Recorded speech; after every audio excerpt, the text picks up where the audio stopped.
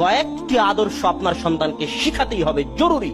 তার মধ্যে এক নাম্বার হচ্ছে ইসলামের যত কৃষ্টি কালচার আছে সেগুলো সব শিখিয়ে দিতে হবে। কালচার মানে চলতে ফিরতে সালাম দিতে হয়, বাড়িতে ঢুকতে সালাম দিতে হয়, বিসমিল্লাহ বলে খেতে হয়, খাওয়ার শেষে আলহামদুলিল্লাহ বলতে হয়, ডান হাত দিয়ে খেতে হয়, ডান পা দিয়ে মসজিদে প্রবেশ করতে হয়, বাম পা দিয়ে জুতা স্যান্ডেল পরতে হয়, বাথরুমে প্রবেশের দোয়া, বাড়ি থেকে বের হওয়ার দোয়া, গাড়িতে ওঠার দোয়া, ইসলামের যত কৃষ্টি কালচার, আদব কায়দা, শিষ্টাচার রয়েছে এই 5 থেকে 10 বছরের মধ্যে আপনাকে শিখাতে হবে।